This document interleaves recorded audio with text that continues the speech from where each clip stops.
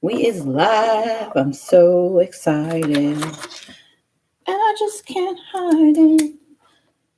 Okay, these headphones, I'm not even playing anything. I don't know why I have them on.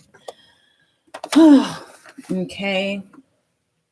It's about 4:00 p.m. So for right now, I'm just going to be talking to myself. Okay, we got one person in. Ugh. I told you I learned how to like braid my own hair, right? Look at that. Look at that. Look at that. Look at little fancy. 3 whole people. Yes, my people. Yes, my people. What about the people? The people. Okay, so and I got Invisalign. Can y'all tell? Up close you can, but like otherwise I don't think you can really tell. So I was like, I'm not gonna go live because I have my wig on. But then I said, you know what? Hey, Michaela, you know what? Even though I don't have my wig on, I don't care.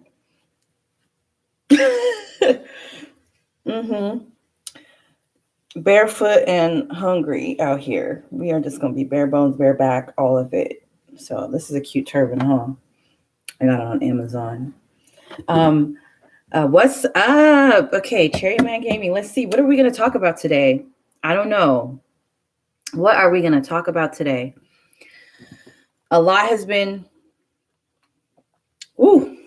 happened since my last live. I think it's been like 2 or 3 weeks. My apologies. You guys know how I am, but I'm so hell-bent on finishing school and then pouring my whole being into my my channel. I think the time has come because like the job market looking like, and I frankly I don't want a job. Like, who wants a job? I don't. How's school going? School, I can't believe school is good.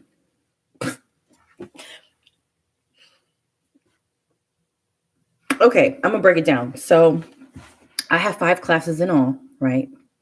And Mondays, like, look, okay, this is what I do. And I'm okay. Can you guys see this little grid? It's a schedule, right? And I've been doing this grid ever since I was in Fudan, and a Chinese girl had given this to me.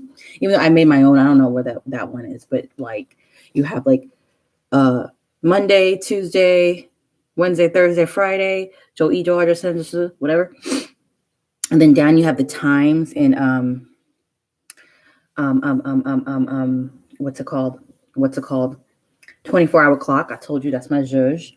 Anyway, let's just break it down real quick. So typically from on Mondays 2:00 to 4:50, I have a class called IP Seminar. You're gonna change your major. Like, if you can, just change it. Unless you're like right at the tail end of the major, like if you got like a semester left, then girl, don't change your major, just finish that one. But if it's like you just started it, then I would try to change it. I had a friend who changed her major like 4 or 5 times, and wow. But me, I wish I had changed my major, but I was just so like, well, let me just finish it, kind of how I feel now. So anyway, I have a IP Seminar, and that's a class where I have to write my dissertation, right? And he was like, he had like the first class regular, and he said, oh, we can try out doing like asynchronous discussion boards, right? And so for like a couple of classes, we had like our little canvas, and you just read stuff and then reply and say, oh, yeah, this is what I think. Yeah, whatever. He said 100 to 300 words. And if you don't know, 100 words is like a paragraph. So you just be like, yeah, this is great. Okay, blah, blah, blah. How's the weather out there? So I'm in Sacramento. It's hot. It's hot. It's hot out here. I don't know how it is in San Francisco. I went to San Francisco last weekend, and it was all right. You know how San Francisco is. It doesn't have no consistent weather. It just stays like not too hot, not too cold, mostly more coldish, coldish. It's like 4 seasons in one day. I can't stand that. But yeah, so the professor was like, oh yeah, y'all can do it asynchronous, right? And I'm like, cool, one paragraph a week, that's it, cool. And then towards the midterm, he was like, okay, let's take a survey. Who wants to do, if we can either do synchronous or asynchronous? And what do y'all vote? I'm like, what do you think? Do you think people want to go to a classroom or even like a Zoom? No, everybody, of course, voted asynchronous to continue the one paragraph a week. I feel like I want to major in business, but when I wonder how I will start making money if I plan to have my own business. Like I want to major in business. I got opinions on that, majoring in business, because I really think that business is one of those majors that you don't need. No shade to business majors, but I mean it like the information. Um, I think you can easily get a book. Like I got a book from like a dummies book on all the business stuff, and then you got to just start your own business. Because I feel like if you're trying to be a doctor or something like that, you need the degree and you need the, but like if you want to start your business, there's nothing school's going to teach you, and then you're going to leave it like, damn, I really changed my major for them to just give me some surface level information. It doesn't really teach me actually how to be a business person or an entrepreneur. Just like lawyers feel like that about law majors, but the difference is we need that. We need to get get the degree in order to take the bar to become lawyers. You know what I mean? With business, you don't need nothing to start a business. You don't need a degree. You don't need I think you might need a license. I don't even think you need a license. I think you just register a company, right? So I personally, if I were you, because I know you're like in nursing or something on that line, and I know it sucks, but if you're almost done, finish it and then learn some business stuff. Like, ooh, girl, go to community college. Like I wouldn't even do some like online classes like the like Skillshare or something, or Udemy. You know what I'm talking about? Udemy. Yeah, I would go into that because like the business classes, I got a book that was called a complete MBA. What does MBA stand for? Management, business administration, business masters. Oh, masters in business administration. So it was like a book that just kind of summarizes all of it. And when I was like reading it, I got it on Amazon for like $10, um, and I was like, okay, most of the stuff is not the thing that I need. I'm in community college now, and I'm not too far in my major. Well, why don't you talk to your counselor? And I mean, like, if you change, then change. Because I really think that I was thinking that you were like in knee deep in your major, and you're like almost done. Because I'm like, if you're almost done, just finish it.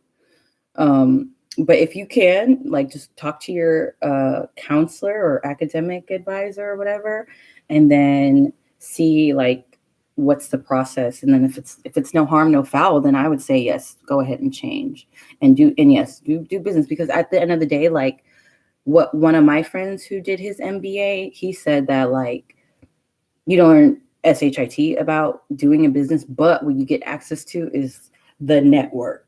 That's what you're paying for. And then also what else? Just being around more like business minded people in the major. That's kind of like what he said is the positive, but like the major itself doesn't teach you how to like start your own business. It's so weird how college is set up. You know what I'm talking about, Damn, higher education. It is hard out here in these streets, okay? But back to my professor, he was like, oh, you guys want to do synchronous or asynchronous? And I'm like, well, of course we want to just write a paragraph a week and post it. We don't want to, ain't nobody trying to go on the Zoom. Like, nobody's trying to do that. You already know. Ain't nobody trying to do that. So we all voted, of course, to just do it, just write a paragraph a week. So that class, and I'm almost done with my paper. I got to my not the word minimum, page minimum. Of course, I wrote something about China. Like, one thing is, if you guys want me to write every paper I've written at this school, Oh no, not just at this school. In all of my academic stuff in Fudan and here have been, oh, the differences between China and the United States. Like, and so this is about intellectual property. I was like, oh, intellectual property in China and the United States. Like, oh, versus, like that's always what I write about. Period, Poe. Period. And so my paper has reached the threshold. However, it ain't arguing nothing really. Like it's supposed to be like argumentative or persuasive or a thesis or something. I'm like, ma'am, I don't know. And I'm kind of putting it on the back burner for a second because I just don't feel like doing it right now. And it's not due until the 30th, but next week I got to do like a PowerPoint presentation that shows the something that explains the paper, something like that. So whatever. Anyway, that's that one class. And then the next class, Tuesday mornings at from 10:30 to 12:30 is American Legal Systems 2, Legal Research and Writing. And can you believe it's only me in that class? So it's me and the teacher. And we kind of like, I don't know. She's Vietnamese American. She said that her parents migrated to the States, and she's a pretty cool lady. But she got a fine husband too. Says I met her husband last Zoom session.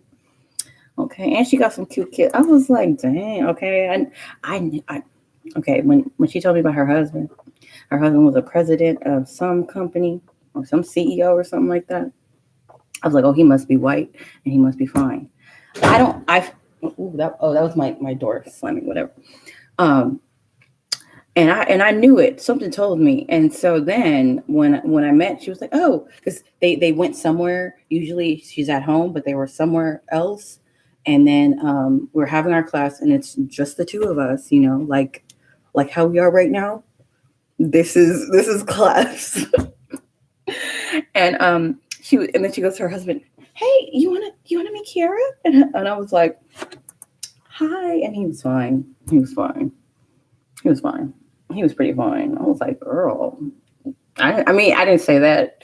I would have, because we kind of have this like rapport at this point, like love hate, because she's really, what's the word? She gives me really Tiger Mom vibes. Very Tiger Mom. Like, nope, this is not good enough. No, ma'am. Because I had emailed her like, I don't really want to do this. I feel like, I'm the only one in the class and I'm struggling, and therefore 100% of the class is struggling. So let's do something. Let's do something else. Why can't we do something else? Why can't we do something fun? We gonna be sitting there for 2-3 hours. Me, and she gonna write, but no, she didn't respond to my email. But then during the class, she's like, oh, and in response to your email, no. I was like, but the class ain't feeling it. The class ain't feeling it.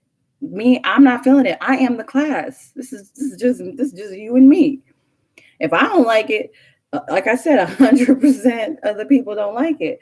Okay, we the people. We ain't feeling it. But no, it is what it is. And you know what? I'm gonna have to give her a little bit of an edible arrangement or something, because like homegirl is right. Like I've seen my little legal thinking brain, like be improving, and my legal writing improving. So I'm like, I'm still gonna be a brat to her. I'm still be like, I told her, I was like, I'm a brat, so I'm not gonna admit you're right. But she was right. No, she's right. She's right. You're right, girl. If you watch it, Professor Vu, you right. Mm-hmm. So I have an assignment with her, and I told her, I was like, girl, I'll be doing the bare minimum. Okay, if it's acceptable, that's what I do. And she was like, well, do it again and make it better. And I was like, okay, I'm gonna do the bare minimum, making it better. I'm gonna make it better, but it's gonna be the bare minimum of the better. Like betterly bare minimum, because I don't have time for that. I don't want to do this. And it's like writing memos. I swear lawyers are miserable. I can't. Like, if I was like, I said to her, like, if I have to do this for a living, I told her I'd rather sell bananas in the Dominican Republic or freaking lamb kebabs in Kazakhstan than do this for a living. I just don't. This is just not me. This is just not me. Like I like, and she'll be looking for like specific answers out of me. She'll be like, okay, so what does that mean? I'm like, and I said to her, like, girl, clearly you want something specific. Just tell me what you want to. What? Okay, everything I say, you said. So that means. I'm like, clearly it's gone like that. So just say the answer. We going back and forth, ma'am. Ma'am, just say the answer.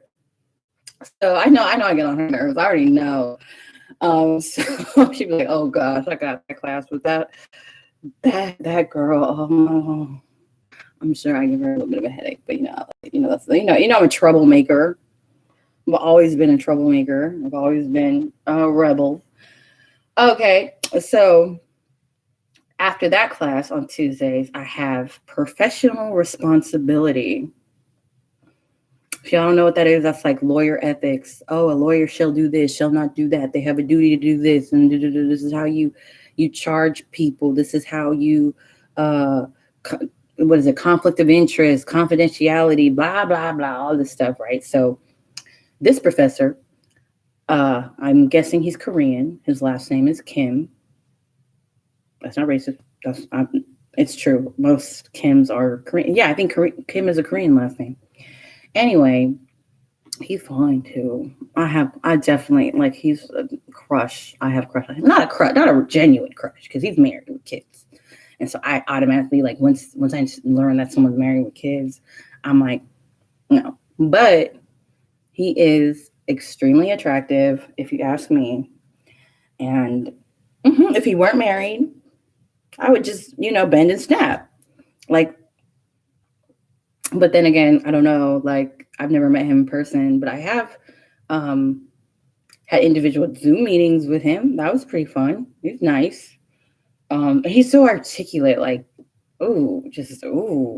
So in that class, which I don't even go to be honest, I don't go. Like, I don't go. I'm gonna tell you why, because I can't be bothered. But like, he had us doing some, what was it called? Spaced repetition is what it's called. And this company or the software or whatever, where he was like, okay, everyone, you're going to pass this test, right? This is the goal for the class, to get you guys to pass what's called the MPRE. I don't even know what the MPRE stands for. It's like the multi-state professional responsibility exam or something like that. And it's the exam you take right before the bar exam to know that you passed all the legal ethics stuff, right? So he was like, my goal is to get everybody to pass this whatever, and it's just memorizing a lot of rules. Rule 1.5 says this. Rule 1.5a says that. D says that. B says that, and then it gives all these scenarios, right? Anyway, so he wanted us to do some spaced repetition is what it's called, trying to help people memorize things through flashcards. And so there's this company who makes all these legal flashcards, which I think is he must have a stake in this company, because I don't understand why he would find a company that wasn't free. Like, it was like, oh yeah, you guys have to pay $5 a month to sign up for this, to do these flashcards that I make you every day, a little bit every day. And so I signed up and I was doing my flashcards for real. But then, like, people always want a shortcut, right? So, like, once I realized, because it basically will flash a card up to you, like, what's the answer or what's the question or whatever. And then you get the answer, and then it asks you at the bottom, like, how well did you memorize it on a scale of 1 to 5? And so, like, when you have like 70 cards, I mean, you're supposed to do it every day. No, he said you have to do a minimum of 10 cards a day. But like, when you're just doing them and you're lazy, like, I used to just open and click, okay, 1, okay, 2, okay, 5. Oh yeah, that's 5. Not even reading them, just to get it done with. And then finally, a couple days ago, I said, you know what? I think this is a waste of my money. even though it's only $5. But still, I don't want to forget that this is. I don't go to class anyway, and I'm just going to take the test when it comes, the exam. And so I went down there and I canceled my account. I'm like, I don't care what he says. I'm like, look, I don't. This don't work for me. This is not how I memorize. So, and I want my $5 back. So, yeah, no, not. So I just canceled it. Whatever. Okay, so that's my class on Tuesday. Class on Wednesday is the IP Justice Clinic, which is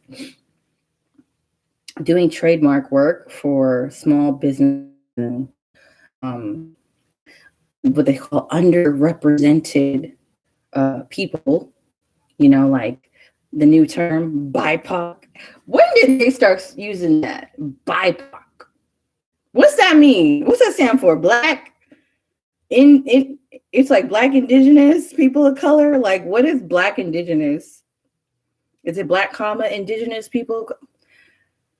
I don't know. I just found like that term just came out of nowhere. Like yesterday, people just said, okay, BIPOC, Black Indigenous people of color. So it's the Blacks. And then the Indigenous people, which are like Native Americans. But what about I don't know. So yeah. So I have a couple clients, and we just help like file their trademarks. So like I actually find this clinic to be the only useful thing I've done in all of my law school stuff, because it actually teaches you practical things. So like in the trademark process, which anyone can file their own trademark, right? But some people might like prefer a lawyer to do it for them. But you don't have to be a lawyer to what's it called, file.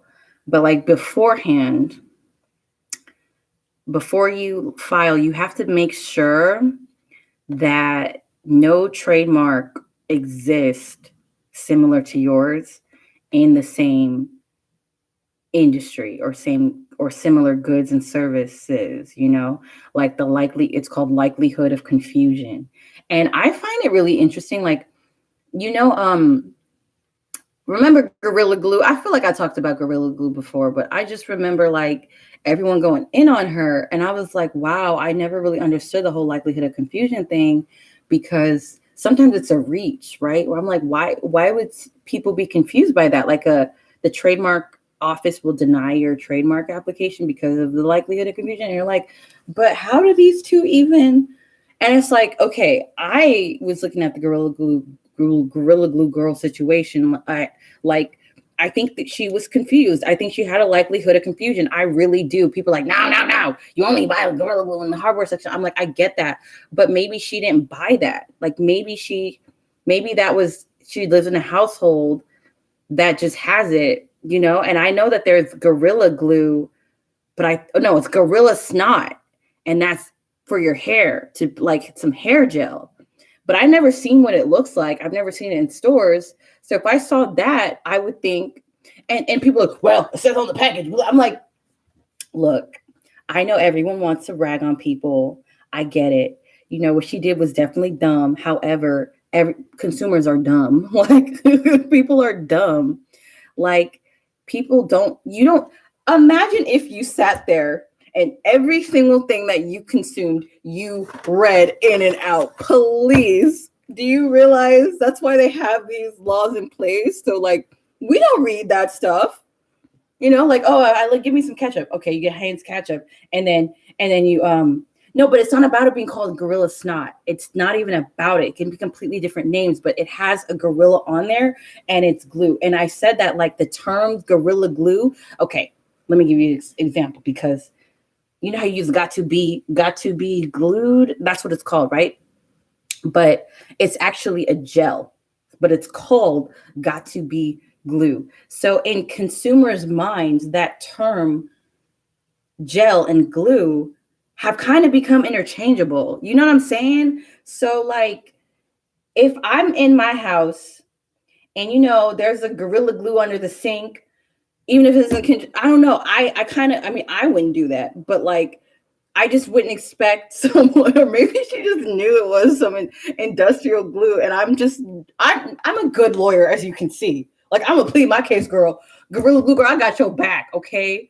She should have called me. We would have got some.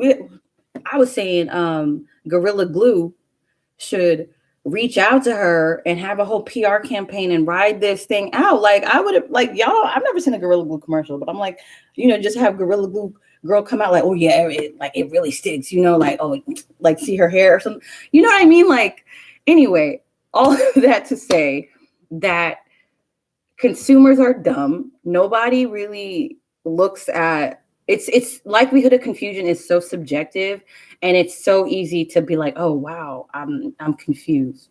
So I can't really give my clients like information, but I'm gonna like kind of twist the story a little bit. So we have a person who has a book series, right? And the book series has like a cat as the cover, right? So they want to trademark that cat children's book logo. And my professor was like, so what do you think about this one compared to this one? Like, it was another, because there's already a children's book that has a cat or something like that on it. And they're of the same name or a similar name. And so she was like, what do you think? Are they distinct enough from each other? And I said, I don't think they're distinct enough. It's a different cat. It's totally a different cat, but like, it's a cat. Like, I would think that the like if you're gonna go to a children's book section, right, and you see cat book number 1 and cat book number 2 of the same name, but they're different authors and different stories and everything like that, you're gonna think they're connected. You're gonna think they're the same thing, right? And for some reason, that's not allowed in trademark. So with this cat book, I was like, y'all can't. You can't even apply, because like examiner would be like, sis. Trademarking is ghetto. Intellectual property is the ghetto for sure. So yeah. Okay, that's my Wednesdays. And then Thursday I have professional responsibility again. And then what happened? Oh, so yesterday. So we had a group project, right? Can y'all tell me why do we do group? Like, in all of my academic life, whenever we have ever had a group project, it has been a total complete waste of time. I don't get what it's supposed to do. I mean, I get that maybe it's like collaboration or teamwork or something like that, but as much as fine as my professor is, he is lazy. Let me tell you why. So we got this class two times a week, and one day a week it's him lecturing, if that. And the second day of the week is a group presenting for an hour and a half, an hour. Like, if you didn't want to teach, just say that, you know what I mean? Like, an hour. So my group went up yesterday, and let me tell you, your girl did a good job. Okay. I mean, I was so surprised how everyone hates group projects. This doesn't make sense. Like, I don't want to do it. So I wrote my own multiple choice question, right? And when I was presenting my own multiple choice question, I'm so proud of my multiple choice question that I wrote. Like, it made me proud. Okay. And someone had the audacity to say that it was there was a part worded confusedly. And I almost, and then my professor, he had checked her and was like, oh no, that's clearly not what it means here. Da da da da da. And I said, I said straight up, I was like, oh no, my stuff is not confusing. You're just confused. Like, that's not my fault. Because like you something in your brain, something there is not clicking. And you can't blame me for that. Okay. So the presentation was about safeguarding client property. Basically, if a client gives you money or something, you got to keep it in a certain place. If they give you money, you got to keep it in a client trust account.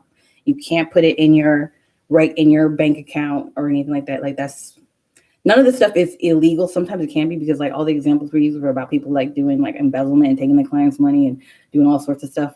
But like usually like this conduct will get you disbarred. So here's my little my little question for y'all. Okay, Sheila has been an attorney for over 20 years and has been at a prominent firm for a majority of her career. She is a well-trusted lawyer and has a reputation of being a powerhouse litigator that rarely loses. On vacation in the Caribbean, she meets a wealthy housewife that would like her representation in her upcoming divorce. The client pays her via check a $10,000 retainer to cover the legal fees and expenses. While on vacation, Sheila didn't bring any of her client trust account information and opted to deposit the check via her mobile phone into her personal account. She figures it's no big deal since she'll be home in 2 days and can then transfer the funds to her CTA, which is a client trust account.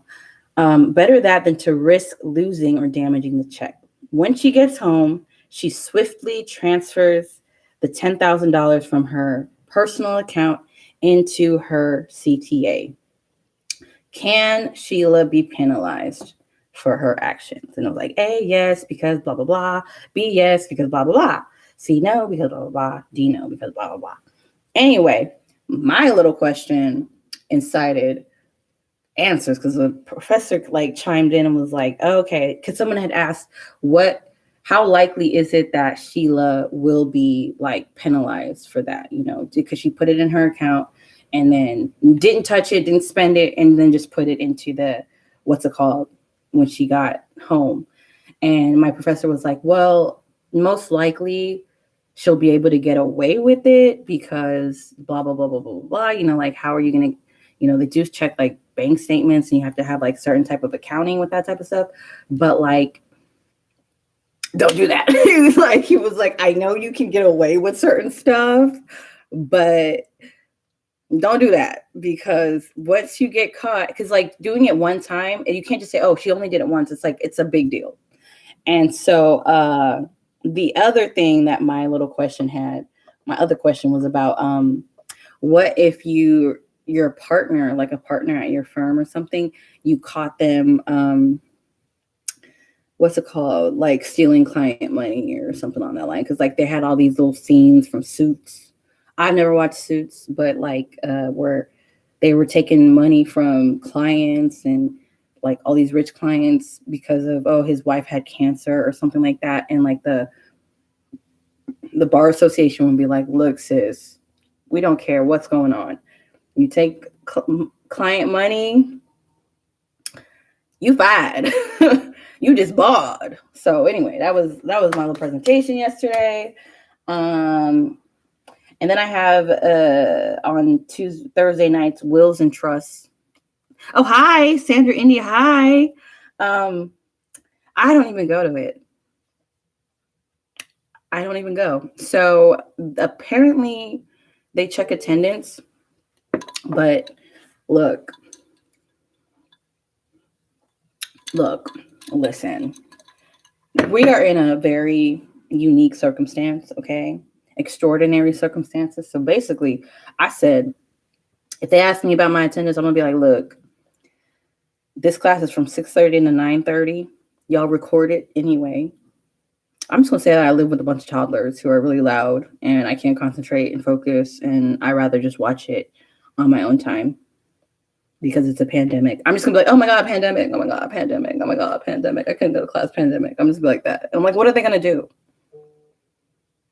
What are they going to do?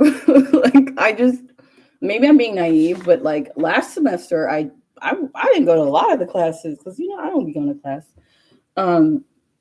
Yeah. Y'all tell me, what do you think? I swear, I'm gonna go there and be like, look, I paid for this. I much prefer to watch her recordings than to sit here while there's toddlers screaming and stuff like that. Even though I don't live with any toddlers, but I do have a cousin, and sometimes I'll be watching my cousin, but I haven't watched my cousin in like 2 weeks. And I'm just gonna blame her and be like, oh yeah, she lives with me and she's like 5 and she just be all over the place. So, and then her mom works night shift, so evenings are just not good for me, blah, blah, blah. You know, like just, oh my gosh, pandemic. Oh my gosh. So, and then Fridays, I don't have anything. I just have classes from Monday through Thursday. So that's basically everything that's going on with school. I was doing a countdown app. Okay, so my countdown, I started at 100 days. Oh my gosh, can you believe how many days are left? What? No. Oh my God. Okay, so 39 more days until I graduate. 39. Okay, 39. And I mean, like, all I have to do, like that group presentation that we had yesterday, that was like a big thing on the list. That list done. I got some clinic stuff. So your Fridays be boring. No, I spend my Fridays doing like the clinic work. So because the clinic, we got to do 15 hours a week. So I do Wednesdays for 8 hours and then Fridays for 8 hours. And then I said, like today, that's what I just got finished doing. I said, oh, I finished all my clinic stuff for the week. Let me go live. Let's go live. And I went to the grocery store today because tomorrow I plan on shooting a video. Actually shooting a video. I swear, a cooking video. I think it's going to be pretty bomb. And so, I mean, I don't know when I'm going to edit, but I'm just trying to practice shooting. Because like if you just coming into the live, I said that I'm going to I'm going to pour myself into my YouTube channel once graduation is done, once I get my piece of paper. Because like, I don't know, I just want to focus on what I want, and I don't want to have to find a job. I want to be a YouTuber or an influencer or whatever. And I think that like, if I just take 3 months, I think, no, or 6. Well, I mean, okay, I cannot support myself for 6 months. But I think what I want to do is find myself a part-time, remote, preferably remote gig, just to bring something in. Because the remote thing, if I find something that's part-time and remote, I'm going to start traveling again. I'm going to get that vaccine and I'm going to start booking flights. Okay. And I was like, where am I going to go? Where do I want to go? Because I'm like, there's no place I don't want to go. So, you know what I mean? And I was like, girl, where do you want to go? And I decided, I know, I'm going to just be visiting people. Let me just visit people that I know throughout the world. So, I've accumulated names and numbers and Facebooks and WeChats and stuff like that. They be all over. I'm like, hey, girl, I'm going to be in, So on the list for where I want to go. Oh, I put that here. Okay. And I'll tell you about all my friends. Okay, Brazil. So y'all know I've been wanting to go to Brazil for so long. And I actually said to myself, like, oh, why don't I go after graduation and just spend 3 months there? And I was like, and I was so hell-bent on doing, like, I really believe I want to do that. But there's a pandemic. I need to go to New York.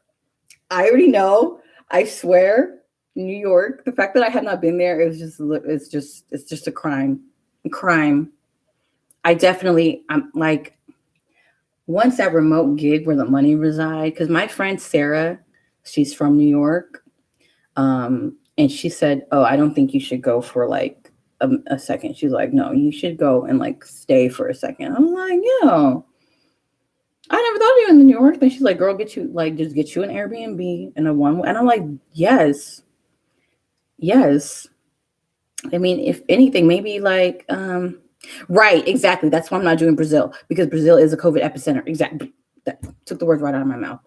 That exactly. So plan A was go to Brazil for 3 months and stay with my friend Isabella. But Isabella, She's buying an apartment in Sao Paulo, and like there was, as you said, COVID epicenter craziness, psychotic, and blah blah blah. And then also her bank is being crazy and psycho. And she's like, "Girl, don't come yet." I'm like, okay. I was like, okay, we'll put that one on the back burner, but like Brazil for sure. Once the pandemic has lessened. So, me and my cousin today we're talking. My cousin Raven, who also lives out here, or she lives in like Pittsburgh, California, with her parents. She's also like me, fun employed, cute, fabulous. Getting her life, trying to figure it out, trying to be fun employed, trying to like make her influencer stuff happen. It ain't easy. She's more like into fashion and fashion design.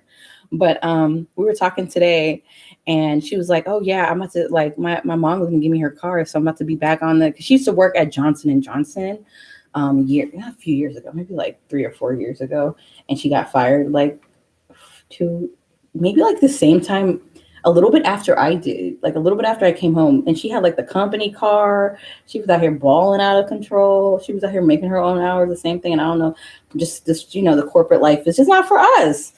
And so her company car was taken. They snatched it up. She was out here in a what car did they have her in? Was it a Range Rover? I think she had two cars. She had that car and then the company car. Like she had a brand new Range Rover, and she said, like, I'm so stupid for like once everything. And she had a beautiful flipping apartment. It sounds so familiar. Like, doesn't the story sound familiar? Except I didn't have a car. She had a beautiful apartment in Emeryville. I'm talking about like this thing was like what is it, floor to ceiling windows, like it just overlooked this whole like beautiful apartment. And she hung on to that apartment for dear life until she just depleted the whole thing, just couldn't pay no more. I think it was like a year and a half after she got fired that she still had that apartment. And then maybe like 4 or 5 months ago, had to move back with her parents with the parental, and so now she's trying to figure it out. But anyway, she said that her mom's giving her car, and she has to just like fix it up a little bit, do some like mechanic stuff. And then we both said we're gonna be like, because she be going places, like she goes to New York all the time, she goes to Miami all the time. Well, she wants to claim that it's not all the time. I was like, sis, based on your Instagram stories, it looks like you be out here in these streets, like you be out here in them planes, jet setting. She's like, no. And I was like, well, are you just posting old stuff? She's like, no, that was like 2 months ago. That was like a month ago. That was a month and a half ago. I was like, a month and a half, and in 2 months, that's jet setting, sis. Like that's jet setting. So we both were talking about like when she gets her car, we gonna be domestically global, okay? We gonna be California worldwide, baby. We gonna be going here, going there, photo shoots, blogging, life, camera. No, not life. Yes, we're gonna do all that because I don't drive. I ain't gonna business driving. I took some driving classes. No, ma'am. So like I said, California worldwide, internationally. What else did I say? Domestically global. Like that's okay, because there's so much to do in California, but if you don't have the means of transportation, then it's not easy. So yeah. Anyway, okay, so the list of places I want to go or friends I want to visit. So Brazil, I know a lot of people in Brazil, but Brazil's ghetto right now, so won't be doing that. Next up, my really good friend Jennifer. Have I told y'all about Jennifer? Please let me know if I told you about my friend Jennifer. I can't wait to meet you if you come to my city. Oh, that's so sweet. Yes, yes, yes. I've like looked up a bunch of restaurants and stuff. If I come to New York City, I'm down, and I would want to go to a Knicks game. So maybe next basketball season, because I want to go and I want to see Spike Lee. Be like, Spike Lee, Spike. Yo, Spike. Okay, I hated that movie. She's got to have it. No, I don't hate the movie. I hate the remake that they made, like the Netflix movie. Oh no. Okay, the one who went with me to Japan is Samantha. Jennifer, she is. Let me show you a picture. I don't think she's ever like made an appearance in my vlogs or anything. She's like weirdly camera shy, but not at all. Like I don't know. Maybe I have to ask her. Like, hey, girl, how come like you've never been in any of my vlogs? Why don't we vlog any of our life? But yeah, let me see if I have a picture of her. Oh, I probably have to go on Instagram just to be quick. Um, I do not feel like looking through all my pictures to find. That's not her. Okay, this is her.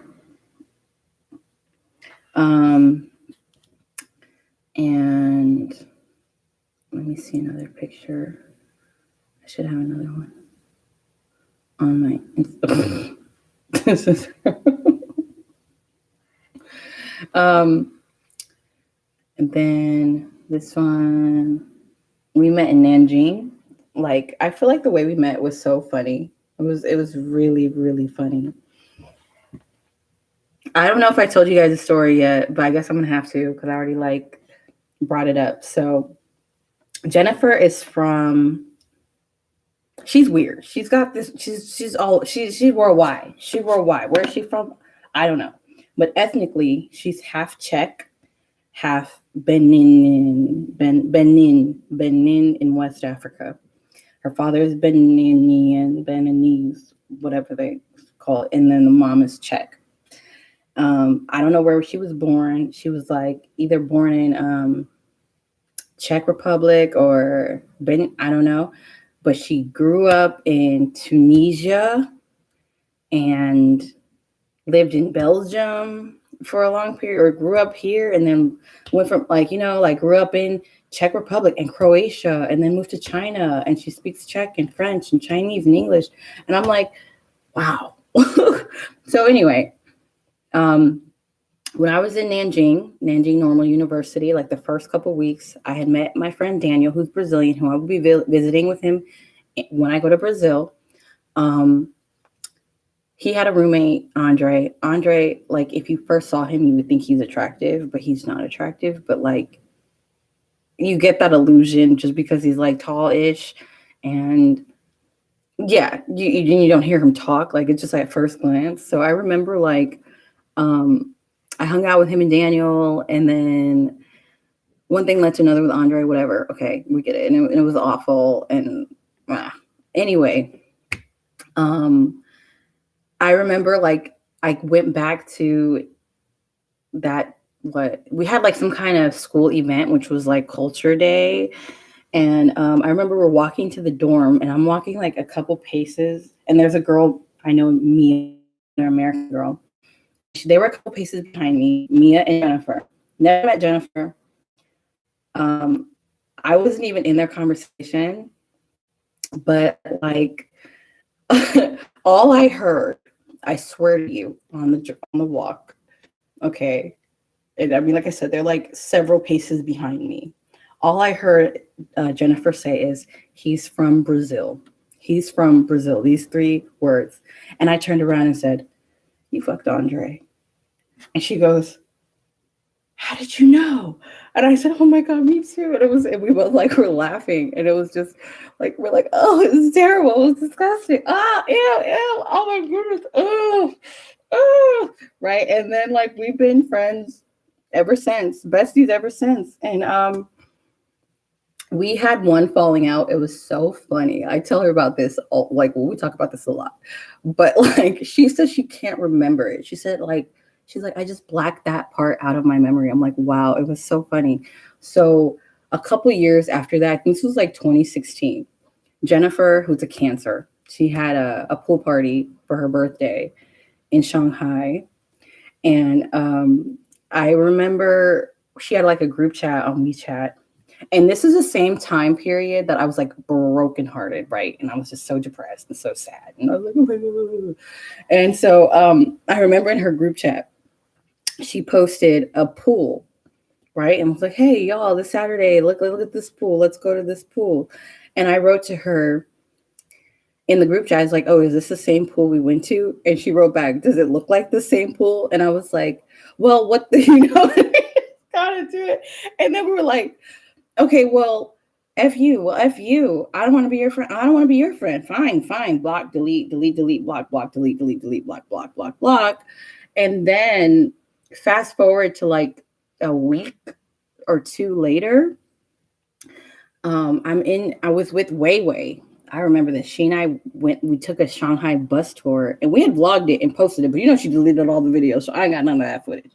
That's so trifling. It's trifling. But anyway, so there was a street in Shanghai called Yongkanglu, but they shut it down a couple years after that because, like, I don't know, like people complain, like too many foreigners, and just not too many foreigners, but the foreigners are too loud. Like, you know, it was like the bar street, and that was the place you go. Like, if you just don't know what to do, you're like, oh, like for sure, just go to Yongkanglu and something will find you, you know? And anyway, so after we did our like bus tour thing, we went to Yongkanglu and we randomly sat in this bar. And this is like really early in the day, like not early in the day, but like early in the evening, like 4 o'clock. So it's not even popping yet. It don't get popping till like 7, 8, 9. You know what I mean? Like when the dinner crowd and the nighttime, the night crew. And so and they have all kinds of bars on this street. It's a little like tiny street, but there's just restaurants on both sides and bars and restaurants and bars, you know? So we sat in one of them randomly because I feel like there was a spot that we used to always go to, but for whatever reason, we went to this one. And it was one that I never would go to because it's like an Irish bar or something like that. And I don't know. Anyway, somehow Wei Wei and I go into that bar and it's pretty empty. It's just us and we're sitting at the bar and there's a guy sitting next to me, but not with us. We're all, you know, at the bar or whatever. And he starts talking to us, or we start talking to him. He tells us he's from Greece and blah, blah, blah, blah, blah, blah, blah, blah, blah, blah, blah. And I can't remember what else we're talking about. And then he said he was waiting for somebody. He didn't give us any details, but he said he was waiting for somebody. And however much time later, in walks Jennifer. And I was like, hi. And she kind of was like, what the heck is going on? Like, turns out she was on a Tinder date. And mind you, Jennifer does not really use dating apps. I think that was the first time she had ever actually attempted to meet up with somebody on Tinder, right? Like, and after that, like, I think we just talked like everything was normal, you know, and somehow rekindled our friendship. But anyway, I was just saying, she said that like when she was walking to the bar, I had this one bag that I got in South Africa, which was so gaudy and so like, where can I find that bag? I hope I have a picture of it because I don't know where it is. It's so sad because I bought it, what's it called? Like from some vendor for like $100. Here we go. This bag. So it's like a gaudy teal color with the African continent on it and beads, like that's all beaded, the continent part. And so like that bag was sitting on the chair and she said she saw the bag as she was walking and was like, this is what the, like, who else would have that bag? Like nobody has that damn bag. And so yeah, we rekindled our flame, and so we became friends again. And I told each other, okay, let's not argue about stupid stuff anymore. And she was like, okay, yeah, that's cool. So yeah, we were friends again. But I just thought it was like really cute that like the universe really wanted us to be in each other's lives, because like the other falling out that I had with someone who I thought was like my best friend, as y'all know, I never ran into her again. Never saw her again. Never. I mean, like, and I was out and about and living and loving and all that stuff. Never saw her again. You get what I'm saying? Isn't that like kismet? That's like synchronicity. Because we went to the exact same bar by chance. All of it was just so much left to chance. And so that's why I was like, Jennifer, I think we're supposed to be besties. That's what the universe is telling us. I won't get mad at you anymore. Okay, I won't get mad at you anymore, like that, you know. Anyway, so she lives in Ivory Coast right now with her family. And I was like, yeah, I can go to Ivory Coast and do like we were talking about trying to do some kind of like Africa tour, but not that I don't want to do that, but it's like, dang, the logistics of it is like, how? Unless you take a year. Because and I just saw this thing in Namibia. I'm like, dude, I want to go. I just want to go to Africa, and then we can go to like, for sure, 100%. She said we can go to Senegal from Ivory Coast, because she said it's like a 2-hour flight, and we can go to Benin because her dad is like a mayor somewhere there, and then maybe we can go to like Nigeria or Ghana, but like, yeah, West Africa tour. If y'all up for it, let's do a West Africa tour. So then I have a friend in Indonesia, my friend Vessi. Now you guys have seen Vessi. I know you've seen Vessi. Vessi is the Bulgarian girl. Let me see if I have a photo of her in my Instagram. I know I do somewhere. Let's see. Okay. The tall one, that's Vessi. Ooh. There she is right there. So Vessi, she up and got married. I keep talking about this. I've told someone this, like, I think I was drunk and I got like, oh, kind of sad. I'm not like, I'm happy for her, like, I just kind of said like, dang, Vessi, what? Dang. Cause I know a lot of people who got married during the pandemic due to like visa stuff, visa reasons. I know 3 couples, like, one girl I know from Poland, she married a Chinese guy out here in the States just so she can stay with him because he's here on a work visa. And then my friend Vessi, she was just supposed to go to Indonesia to visit. And then like the pandemic, whatever. So they just got married. And then another friend, a Chinese friend of mine, also did that. And I'm like, wow. So yeah, some Corona romance.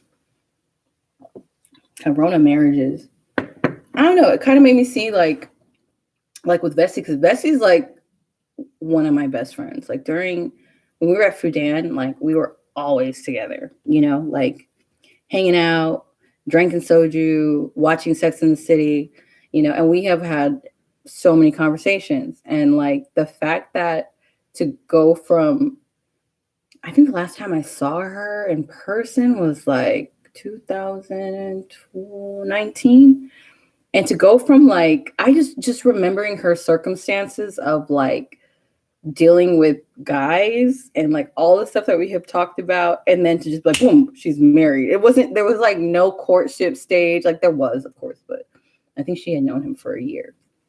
But like, dang, I was like, wow, what a difference like a year makes. You know what I mean? Like even a day kind of makes a difference. But like there's a song called "Oh, What a Difference a Day Makes."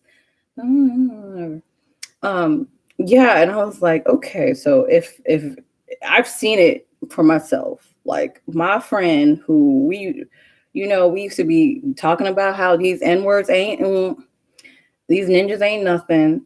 No, I didn't use N-word with her. No. I don't use the N-word unless it's with Black people, unless they Black. So anyway, but I remember she was like with this dude who was cheating, and then like another guy, who was like not good. Like just we were talking about all the mishaps, and from that to go to like, oh, homegirl is wifed up now. I was like, Vessi, what? Yeah, everyone's in this whole settling down stage. I don't know. I'm still single as ever. So yeah, so that's Vessi. They Indonesia. I think that she's in Jakarta. I feel like we talked a few months ago. I think we need to hit her up. Yeah, so she lives in Jakarta, and she says, oh yeah, when you come out here, like we can go to Bali, we can go to these other islands that nobody knows about, which I would share with y'all, but she didn't tell me all the names. But like, she's like, yeah, everyone goes to Bali, and it's really touristic, and it's not even the most like beautiful island in Indonesia. Like she's like, Indonesia has thousands upon thousands of islands, but everyone just knows about Bali and just goes to Bali. And she's like, no, now that I live here and like am almost she's like, I'm Bulgarian Indonesian basically, because her husband works for like the Bulgarian consulate or something like that, or Bulgarian embassy in Indonesia. So yeah. So basically when I go to Indonesia, I'm like, yes, girl, show me all them things that nobody knows about. Okay. It's kind of like when you go to China and then everyone goes to like the Great Wall of China. And not that the Great Wall of China isn't great, it is absolutely amazing. But there is so much more to see. There are like so many other awesome cities and different like landmarks or sites, whatever. Okay, so then I also have a friend who is I have two friends in Cambodia. One in no, what's the name of this? I can't remember. I don't know how to pronounce any of that, but anyway, Cambodia. My friend Brittany and another girl that I've met before, who I still have on Instagram, and and on WeChat. I'll hit her up and be like, "Hey, girl, you still living?" And she's a jazz singer from the Philippines. I'm like, "What a freaking amazing life! Like what a story!" Like back when I had just started working in Shanghai, and I was like, that's 2 or 3 month period. I was really networking and I was really going out and I was meeting people and like I met so many amazing people, like this girl for instance, and she is like a real estate investor and a jazz singer, and she lives like all over the world, like Shanghai for instance. She used to live in was it Dubai or Abu Dhabi? I don't, or it was somewhere in the Middle East. Either was that or Qatar or something like that. And she just travels and sings, and like it's like what's it called, contracts with these hotels, these like luxury hotels, and she's got a voice. I mean, like typically I'm like, oh, but no, she sounds like she can sing Anita Baker. And you know what, sometimes people just need to stop trying to sing Anita Baker because not very many people can do it, but she can. So anyway, I would visit her. I'll be like, "Hey, girl, I'm in the country. Let's link." Okay. Also, I have a friend in South Korea. My friend T. She's kind of like my little sister. I don't even know. I think she's low key my little sister, but this girl she's British, and she is so brilliant and like, what's the word? Like I don't want to say hip. I guess that's the only thing I can think of. Like she's so like cool and current. Like she just knows all the like pop culture. Like I'll be like, I don't know who this band is. Like if you go to a club with her, because she's a clubber. She knows every song word for word. And I'm like, I don't know who this is. I'm lame. I want to go home. And she's no. Okay, and she got body yaddy yaddy yaddy yaddy. I got a picture of her, but I don't got a picture of her in her body yaddy yaddy. But let me see a picture of her. Let me see. Picture. Okay, this is her. And we met in a random way too in Shanghai. Like, what had happened? This guy that I knew who was from Turkey, I wonder what happened to him. What was his name? Oh, that's annoying because his name was like, it was Isaac or something. I hope that was his name because I want to know. Like, I'd hit him up and be like, "Hey, where you in Turkey? I'm gonna come to Turkey and visit." He was a year ahead of me in the law major, if that makes sense. Yes, like when he was a senior, I was a junior, and anyway, like he was pretty much an awesome confidant, like to have in what's it called? Anyway,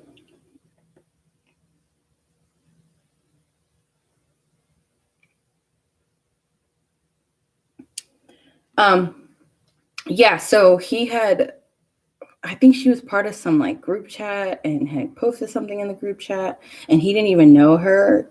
He just said, "Oh, like she posted something like, "Hey, I'm new to Shanghai. Is there anyone who can like show me around or whatever, whatever?"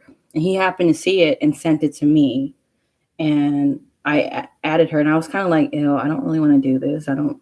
I said, I didn't even know they didn't know each other, but I was like, let me just meet someone, and thankfully I did. we got to take every opportunity because this girl is like hilarious. She's smart. I really think she needs to have like a podcast at the very least, and like she will read people for filth, and I think it's a lot more lethal. The reads are more lethal because it's in a posh British accent, and I've heard that you're not supposed to call it a British accent because within the country of Britain, whatever they call it, Great Britain, whatever, they got a bunch of different accents, you know. So I don't know. I think she's from Birmingham, Birmingham. So this is how she says. She'll say something like, and I always emulate her.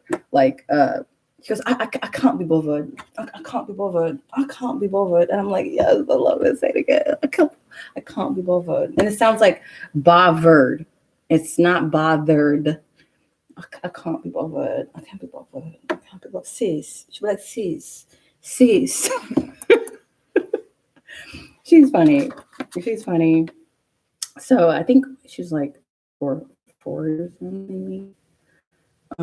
Yeah, so she is in South Korea, was living in China up until the pandemic, and had to go back. So, like no one really predicted like the longitude, what am I saying? The longevity of this pandemic, like I think teachers out there, or not teachers, but like people who were employed in China, because it was like the ground zero of the pandemic, they were told like, oh yeah, you just go home for the spring festival and then everything will be all good and gravy. And then so people just went home for spring festival, and then everything shut down, so she had like all her stuff in Shanghai, and she was still paying rent to her. I don't know. Yeah, she was in Shanghai. Yes. I don't know like how long. I think it was like a couple months that she was still paying rent, and she was like asking me, oh, well, what should I do? Should I have my stuff shipped back? I said, girl, you're paying rent for nothing. Like, I would get a friend to put all your stuff in a box and have it sent, because you ain't going back to China anytime soon. It's not gonna happen. No, it's just not gonna happen. Like, look at this. And I don't know how she swayed it. I might have to ask her, like, in detail, how she was able to just up and find a teaching job in Korea, in Busan. Because like one day I talked to her, and like a month later, oh, I moved to Busan. I was like, well, not a month later, probably a couple months, but definitely not like 6 or 7 months. It was like 2 months, if that. And she moved to Busan, and yeah, and she loved. I think she likes it more than China. So if y'all want to teach, let me know if y'all want to teach English in Busan. I gotta ask her that anyway, because I've suggested this to my friend, and I'm gonna just ask her real quick. Be like, hey girl, I gotta ask you about. Let me do that while I'm thinking about it. Where is her? Hey girl, I gotta ask you about your school in Korea, because you never know. I might even just. I don't really want to teach though. We need to FT. We need to FaceTime, sis. FaceTime, sis. Okay, so that's a lot of countries already, right? And then let me see. China, of course. No, I know everybody in China. But I was thinking, because I can bring, of course we've talked about doing the what was it, the Negro China tour.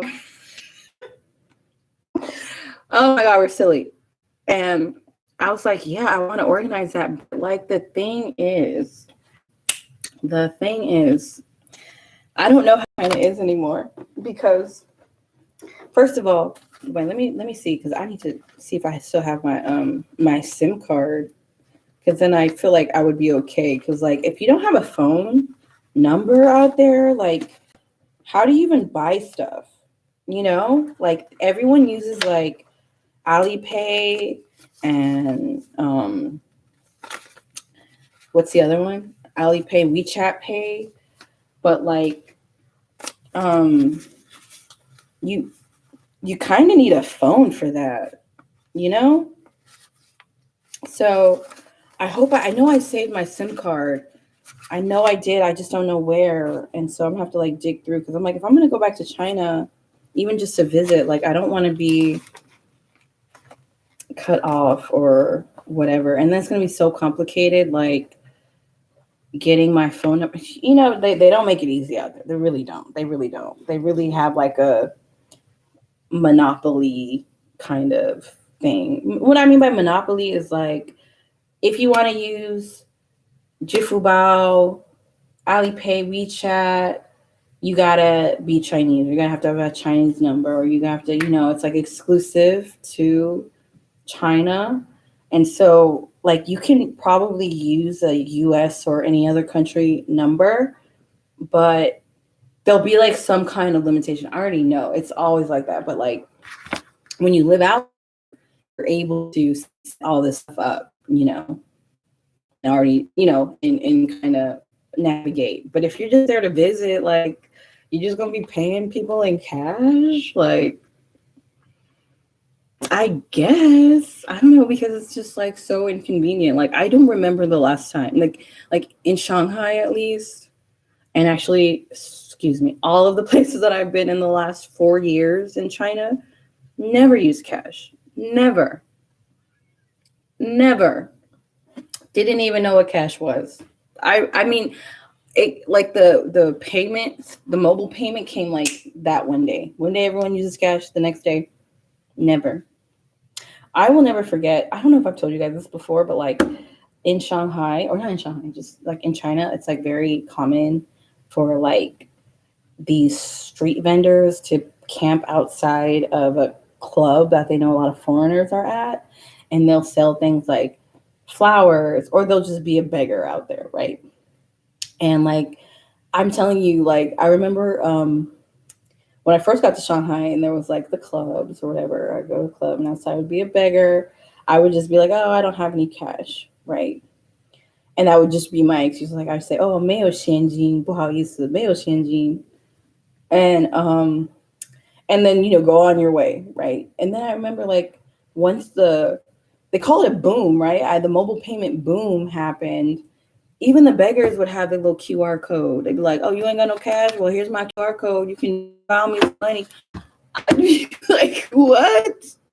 Even yes, in China it's like that. Yes, yes. So I'm like, I don't even know if we went out there how to set up the Alipay. But I mean I could find out easily because I would just go to my Chinese friends and be like, what do I do? Like, how do I get my Jifu Bao back up and running? Okay. But if I wanted to go to like a new city, like Qingdao or something that I want to do, I'd be like, oh my God, I'm so lost. But then I'd have to try to just meet people and figure it out and use, um, what is it called?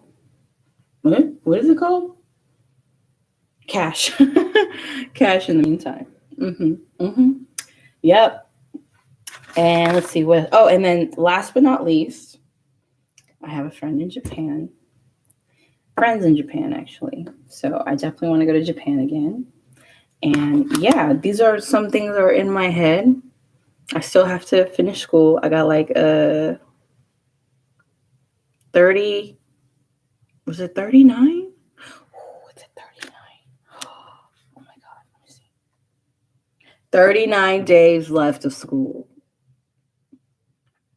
I am so excited. Y'all have no idea. Like I've never wanted to be done with something so, it's like I'm in prison. Like even though I'm not in prison. I'm not being dramatic. I'm just saying. It's just like I can imagine how someone in prison would be like counting down the days for their release. You know. But I'm gonna have another degree, y'all. And I honestly think I'm gonna possibly pursue the lawyer stuff. Maybe. I do want to try to find a job that lets me do like, okay, so like the trademark work that I was telling y'all about is tedious, right?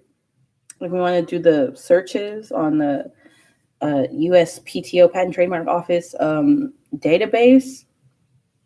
That is some tedious work. Nobody wants to do that, but all you need is a computer and Wi-Fi, and you can do it. And I'm like, can't I just do that for somebody? Like, how do I get that little hustle going? Because I'm really good at the search, and you want to put as many searches on there just in case, like the examiner rejects it. You want to have all your ducks in a row, or dot all the I's, cross all the T's. And I'm like, what lawyer who's actually a practicing lawyer wants to do this? No, nobody wants to do this. It's a waste of time. Not a waste of time. It's tedious.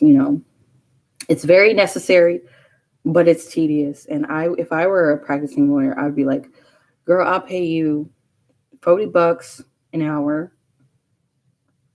and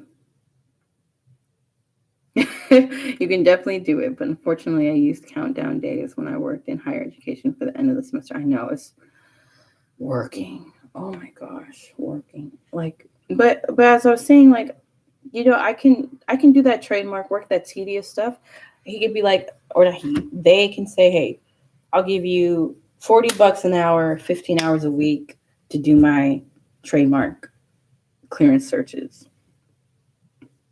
I'd be like, yes, ma'am. Let's do some math. How much is that? 40 times 15. 40 times 15. I can't do math like that. Would that be 40 times 15? $600 times 4. $2,400. Like, imagine. I could totally do that. So, I'm trying to find jobs as like a legal assistant, but like all of them say full time, and I'm not devoting nobody's full time. Nobody's full time. No.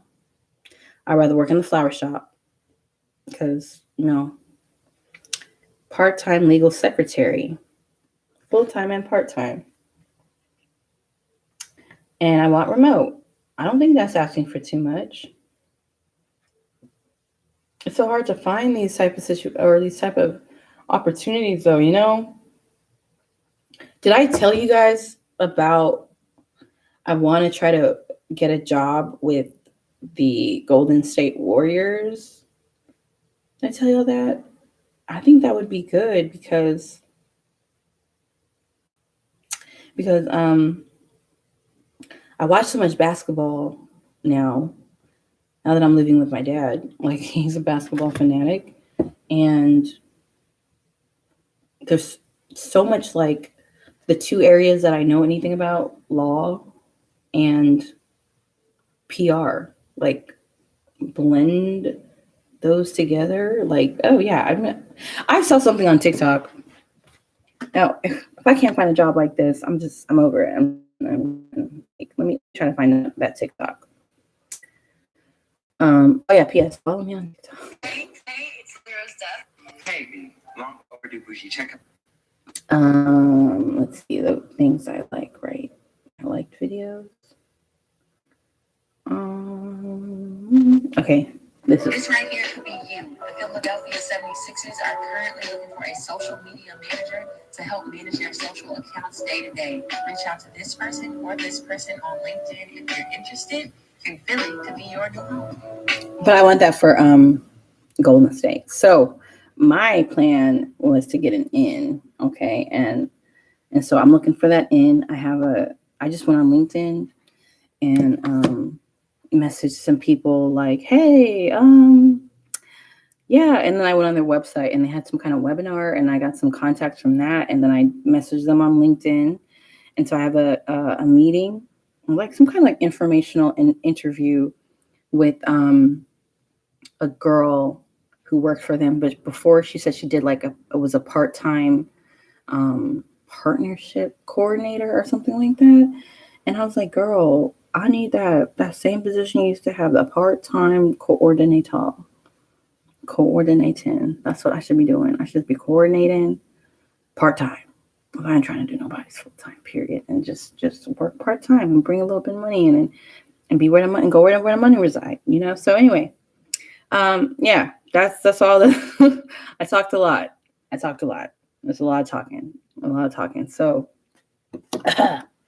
I'm parched. Oh, I know you mentioned before you wanted to work with influencers. Have you thought to contact Hong Kong Hong Kong Chinese and Taiwanese influencers if you do legal work for them? That's interesting. I don't know where to start. Like, let me write that down. I'm gonna write that one down and put it on my desk. My desk, if you can see, well, I'm on my laptop, but I just have all these post-it notes. Like, I was talking to my tutor, and she was telling me about how I can do my influencer. So she was like, content and cash is king. And I spelled it all with the K because I like alliteration. Content, and I put that right on my thing. I was like, once I'm out of school, I'm gonna just okay.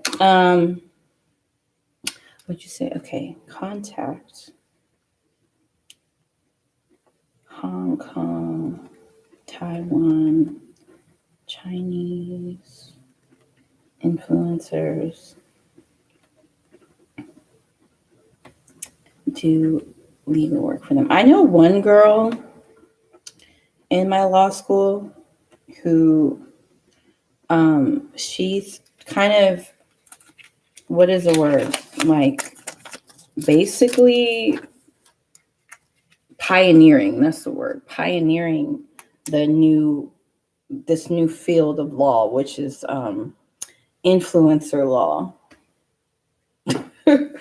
I'm like, wow, that's interesting. So I might like hit her up and be like basically influencer law would be is like the specific uh contracts and specificities in the contracts and clauses and yada yada yada, stuff like that. Um yeah, like that's interesting too. Like, there's so much I want to do. Oh hey. Yep, I just was talking about I don't know, we're talking about a lot of stuff. I kind of can't remember all what we were talking about. But school is good. Life is good. I'm in cooking, y'all. I'm gonna be cooking on camera. I told y'all tomorrow I'm gonna try my best to record a cooking video. I want it to be legit, like really nice. It could be trademarked. A lot of influencers have not trademarked their name, or if they invent a dance that can be trademarked. Ooh, oh my gosh, yes! Like copywriting your like that whole Jimmy Fallon thing.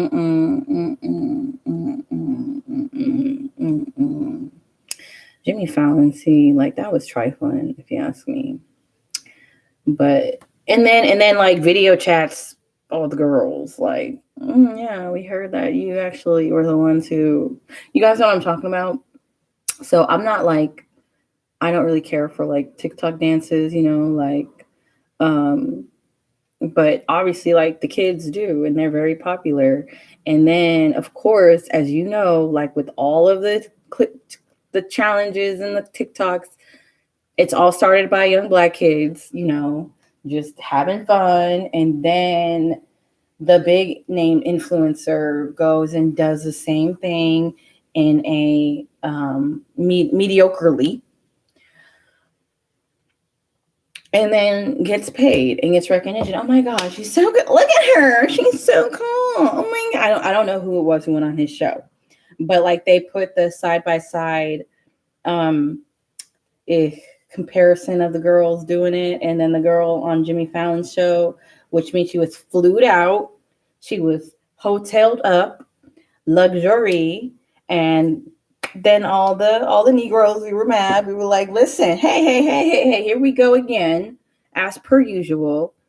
Okay. And then Jimmy Fallon, because he's lame and his PR team lame as well, they said, oh, girl, we'll just give him a quick video chat. We'll just put him in the Zoom call and then put the Zoom call on TV and be like, yeah, these are the girls who invented it, whatever. But look at her. Look at Charlie D'Amelio doing it. This drives me flipping mad. It really does. It drives me up creek without a paddle. I just, it's like, it's like, I swear this country will never cease to amuse me. Like, what did someone say? We're having a 4-week, trial to prove that a man killed someone on tape that we all saw. It was like, yes, welcome to America. This is America. And this is why I'm so like defensive when it comes to Americans talking about China. Like, did I tell you guys this like a couple weeks ago?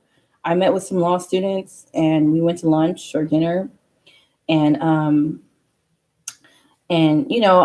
talking about like the fabulous experience I had in China, like how amazing that damn country is, like I saw it for myself. I didn't have this boogeyman brainwash perception of a China that's not even based on like reality, And I don't remember what, but like the guy had said something like, oh yeah, well, it's so messed up, like what they're doing to the Uyghur population or whatever in Xinjiang.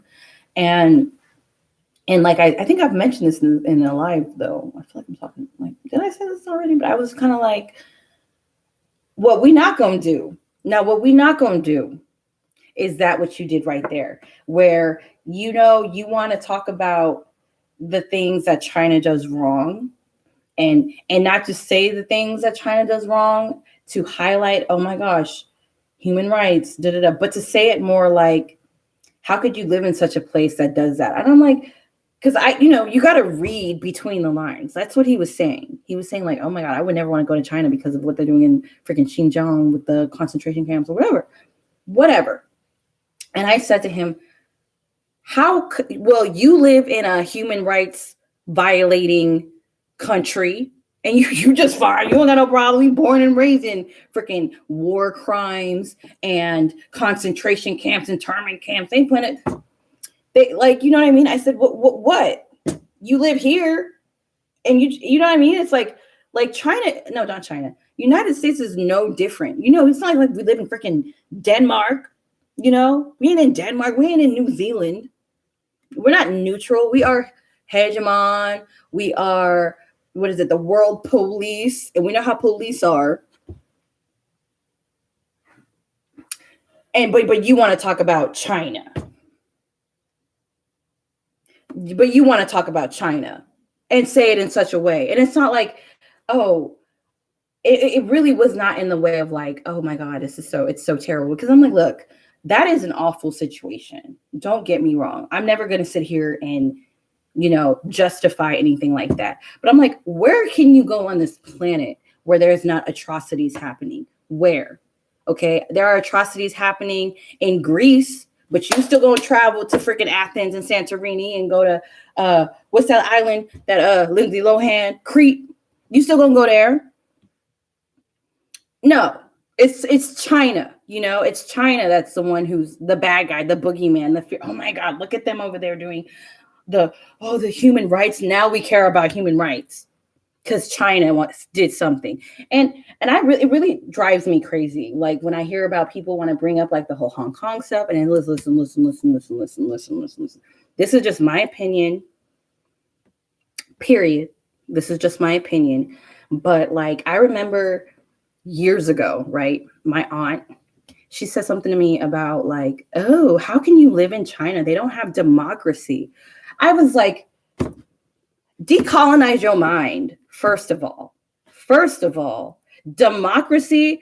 Look at United States. We have a democracy, but they have like, what was it about Georgia? How much voter suppression? Oh, yeah, you have a democracy, sis, but we only have an electoral college and super delegates. And you only vote for these two people. That's it. You got that. That's your democracy, ma'am. And ain't no real to the people have no power. The China at least is transparent. Like, nah. like that. US is like, oh, freedom. Oh my gosh, democracy. Oh my goodness, like look at the whole fairy tale and American dream and all that stuff like that. That is all a bunch of like kapooey nonsense. And for you to say, how could you live in a country that doesn't have democracy? Okay. I have never in my life, not in my life, well, I mean, the time that I lived in China, heard any, and I mean, I'm telling you, I've been from, talked to people from like the peasantry all the way up to the billionaires. And none of them have said, you know what I want is democracy. None of them have ever said that. None of them. They don't, they're like, we we want food, we want economics, we want, a good economy, blah blah blah. We don't really care about like the Game of Thrones. We already know that's some bullshit. We already know that. We already know democracy or not, whether we go to a voting poll or not. We know people going, the powers that be going to do what they want to do regardless if we go to a voting poll. Like get out of my face with that. I don't have time. I really don't. I mean we are fed this idea that how do we get on the subject that democracy is the best system out there, but that is all very much subjective. Do we really know that that's the best system out there? We say it is. We've been taught that it is, but is it really? Question mark, question mark. I want to know. We don't have any other option. Can we try to do like, I don't know, a meritocracy? Can we try that? Like, is the democracy robust and well if someone like Kanye West can put his name on a ballot? Like, at least in China, like with Xi Jinping, he was born and bred to, and he's worked his way up to whatever. I mean, like, yeah, he's done some iffy things, but at the end of the day, like China in the last 20 years has gone from, maybe not 20 years, because this is 2020, 40 years, has gone from North Korea, right? Like literally imagine how we see North Korea today, where it's like all the starvation and all this like super crazy, extreme like oppression and stuff like that. That's what China was. And then they opened up the country, and 40 years later, not even 40, we'll say 20, they have lifted 400 plus million people out of abject poverty. And they are the second, arguably first, biggest economy in the world. China has the most thriving or the highest growing middle class, all these like accolades, but no, they don't have democracy. Oh my God. It's like, well, do they need a democracy? Look at what they did, all of that with no democracy. Can the United States say that they've pulled out a majority of their poor people out of poverty? No. You can see us going this way, and we have a democracy. That's all I'm gonna say. So ask yourself, is it really the best system? Think about Singapore. I heard Singapore, they ain't got no democracy there or something like that. I don't know what it's called, like authoritarian capitalism or something like that. I don't know. Let's look up Singapore. And they're doing just fine. And they actually say that like the Singaporean model is it's like the model, the governmental economic model of the future. You know what I'm saying? Like, let's see, Singapore, okay, is a sovereign city state. Let's see. I'm trying to see like where I can find their economic or their what's it called? Is a unitary parliamentary republic. What does that mean? Whatever. Singapore, they don't, they're more similar to China's style of doing things. But okay, so it says unitary dominant party parliamentary constitutional republic. Okay, that's loaded. So it says a parliament. Basically, they have one party, and the party does what they think is best for the country as a whole. It's not partisan like in China, not China, in the United States, where it's like, ooh, Republican, Democrat. Like, what's the difference between two parties and having one party? It's like, it's not like we have a plethora of options. It's not like we have like, I think in the UK or also India, they have like, a multitude of parties that can win. In America, we have different political parties, but the odds of one ever winning, like, come on now. Talking about this whole donkey elephant stuff. I ain't got no time. Okay, y'all, I went on a whole rant. I don't want to get like, God, I'm just stating my opinion. I'm just tired of people trying to like what is the word? Criticize China for things that the United States does all the time. Like, you can never go to China because they do this, but like, you're born and raised in America. Doesn't America have like kids in a cage somewhere? Like, y'all don't care. I don't see you. I don't see you. What's it called? Organizing no grassroots. What is it? What was that? Area 51 storm in Area 51, where that one dude made like a Facebook page, and then everyone was like, "Oh yeah, they can't stop us all." Like, I don't see you doing that for the revolution or for China, for the Xinjiang people, for the kids in the cages and on the border, and like, shut up. Not that I don't care about human rights, but I'm just saying you don't. Not you. That person I was talking about. Who I was talking to, who said that who made that comment. Okay, even I'm defensive when it comes to China. You ain't gonna come for China. Y'all ain't gonna come for China. Not China. Not my People's Republic of China. Okay, not the way them subways are, the metro. Okay, not the way they went from having like their high-speed railroad. I remember my friend Alistair. He lives in a city called Jingdezhen.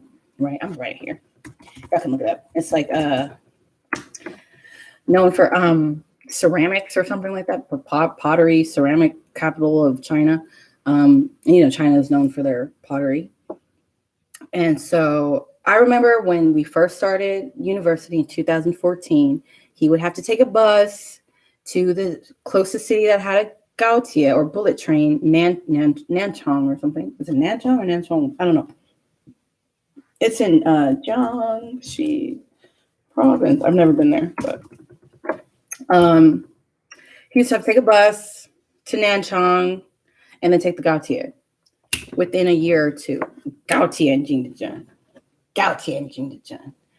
In America, try to get something done. No, it's not going to happen. We ain't going to get nothing done. Maybe. But not as swiftly as China be getting stuff done. A whole, what's the word? A whole bullet train station, with the trains working, like up and running, like working, not just floor plans and construction. No, like blink of an eye, within a year or so, there was a Gautier there. Y'all ain't gonna talk about China. I'm not gonna let you. No, not on my watch. Not on my watch. No, she claps, right? She goes, not on my watch. Yanla, you better fix your life. Okay. Yeah, no.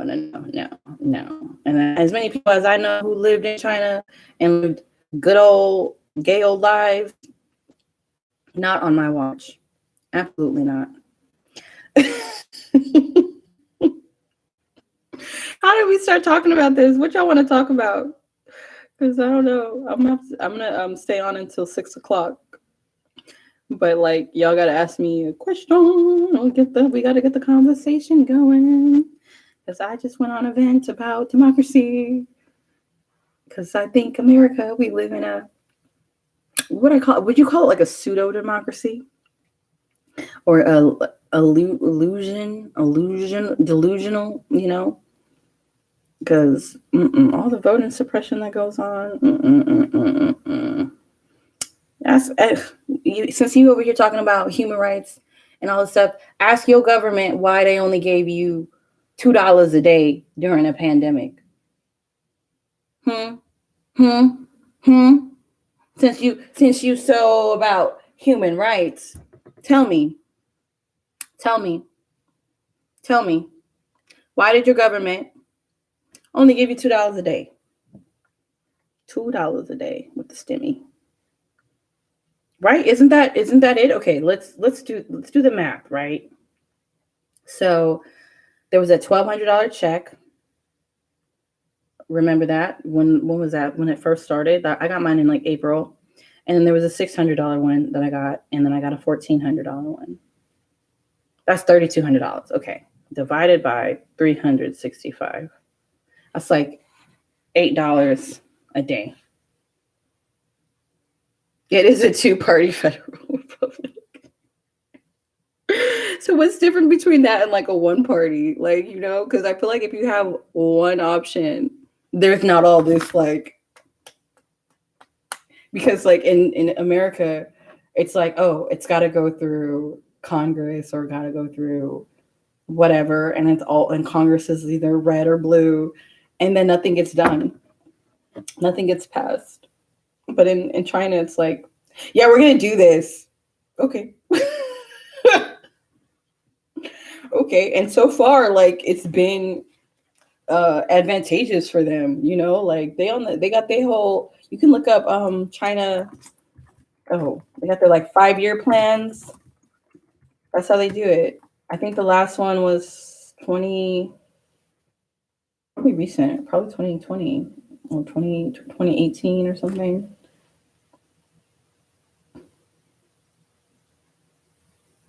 Yeah, because there are more than just one party in China, but the other ones are like, well, we just don't really have a say too much.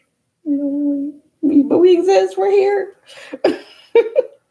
Yeah, yeah, yeah. It's a mess. It's a mess everywhere. But I just feel like Americans, we are fed this idea of like, like, I hate the saying of, we're just like really indoctrinated, like, make America great again. I was like, again, when was it great? Tell me.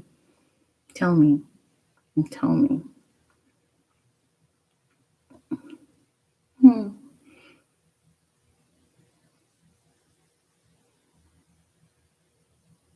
That is so confusing. There's so many systems out there. So Singapore, Cambodia, and Russia are dominant party, means one party dominates, but other parties are legally allowed. Anybody been to Russia? I want to go to Russia. I really feel like Russia's another example of like the US kind of makes it seem like it's just a boogeyman country. But I really feel like if I went to Russia, I would be like, whoa, this is epic. Like, I really feel like that. Because I bet you Russia is lit. Like, I feel it in my bones. I mean, I'll go to Russia. I'll take one for the team. But I do know some Russian people. I don't know if she's in Russia, though. I'm going to put that on my list anyway. Let me actually look her up on oh, I think I also have a friend in Finland. Ooh, if she's in, I mean, all these people, like, I don't know if they're in their home countries. Let me write that down. Finland. I'd like to go to Finland. Russia. Let me look up the Russian girl on my WeChat. Let's see.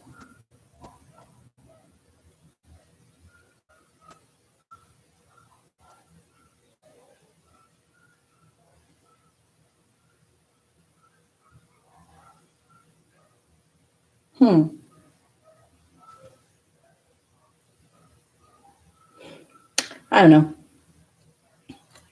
For one party, my other parties are not legally allowed. Okay, are not legally allowed. Yes, that's China. They're not legally allowed.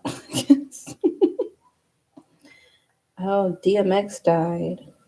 Oh, rest in peace.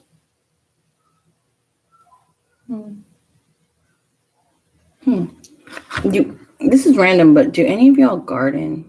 I want to start a garden. Yeah, I kind of got off the government discussion tip. All in all, I'm trying to say is I just want to travel because and I'll be judging countries by what their governments are doing because all the governments are out here wilding, ain't nothing new. You know what I'm saying? And just kind of stay aware, but like I still think you can go to these places and not be affected by, you know what I mean? Like people come to the United States all the time, but they don't think about Guantanamo. Is Guantanamo still a thing? I don't know. Anyway, I want to start a garden. I want to have all my herbs, all my spice. Well, I don't know if you can have a spice garden, but like, yeah, I want to have to start a garden. And I bought some duck breast.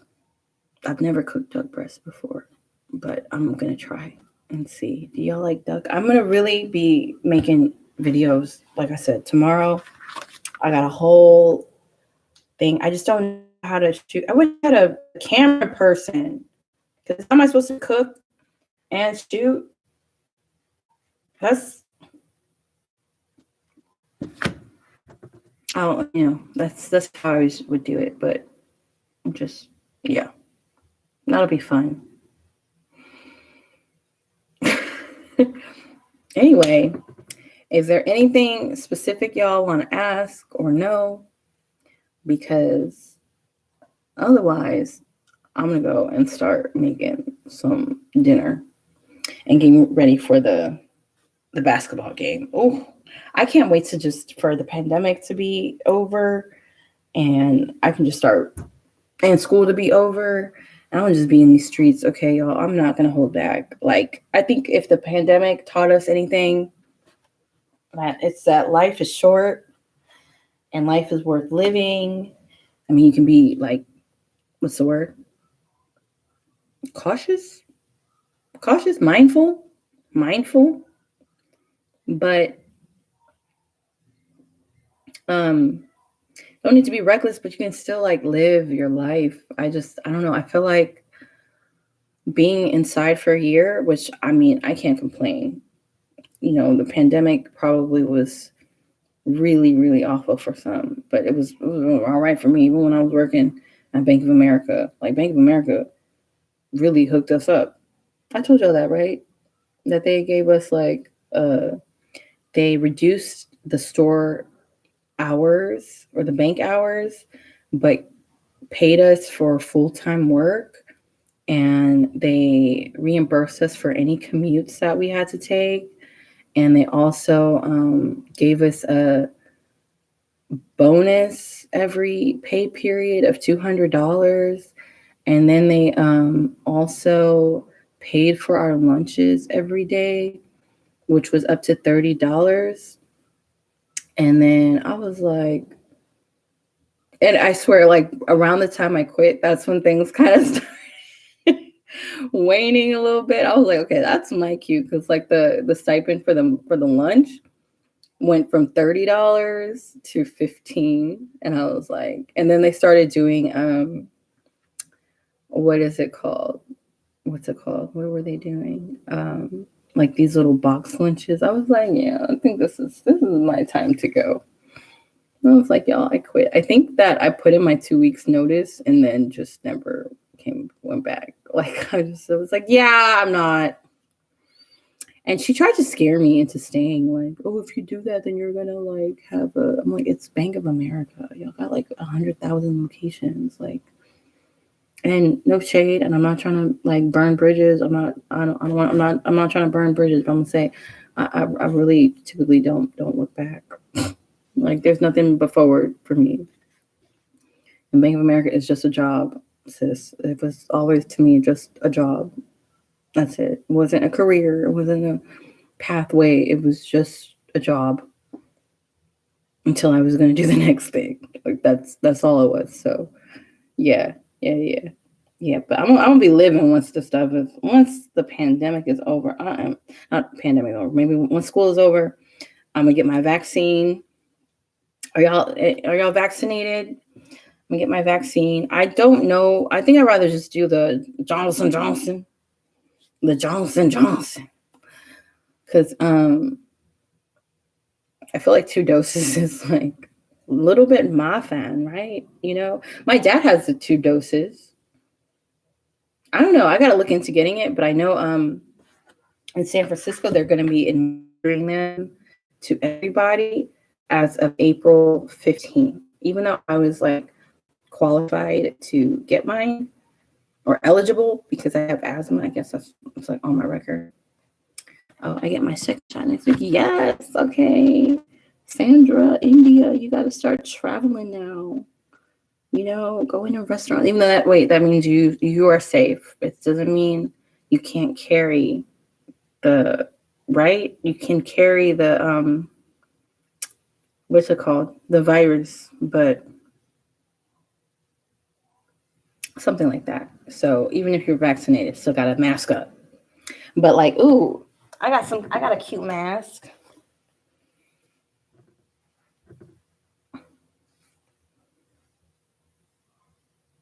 Would y'all be interested in seeing like clothes hauls and stuff like that? Do you guys like that type of content? I don't know. But I mean, I know y'all told me before, just do whatever I want. I think I'm gonna just do whatever I want. But I've got so many ideas. I have so many ideas. It's just like the thing is, everything is about execution, right? And I clearly, you guys know, I'm a bit of a perfectionist, and like if it's not perfect or something, I'm like, oh, I don't want to do it. But like something in the last couple of weeks has like made me say, you know what, you are doing nothing but causing a hindrance to yourself. Like, just do it the best you can, and that's good enough. It's better than it not being done, right? So yeah, y'all will be surprised. And I watched this girl on YouTube, um, really pretty girl. Okay, her name is Wine and Chill. Is she doing? Oh, she's doing a live stream right now. Reacts to photo legality. Oh, her name is Wine and Chill, and she was talking about like her YouTube journey. I think she's got like 10,000, or she's close. She's approaching 10,000 subscribers, but she had done like a kind of a subscriber goal chart thing. And I'm like, I think I'm gonna do that. I think that would be really good. And she said she was committed to doing it for 6 months. And I'm like, okay, I think I should make a commitment like that. Like I should, like the times I've done Veda. Remember those times I've done like vlog every day and whatever. I don't know if I'm gonna do every day, but like I want to do practically every day, because at the end of the day, this is something I want to do for a living, so I got to do it for a living, even if I'm not getting paid to do it yet. Right? Does that make sense? Yeah. So, yeah. Yep. That's just what I'm trying to do. Push out the content. It don't have to be perfect. It just got to be me and what I want. And yeah, I got so many ideas, and I'm just gonna make like, oh my god, it's Veda Haunted. It's already April. Oh, I don't even think about Veda for April. It's already April 9th. But I want a TikTok every day. Can y'all go follow me on TikTok? Because TikTok is easier. I just feel like, I don't know, not to say YouTube is not easy, because I'd rather just do like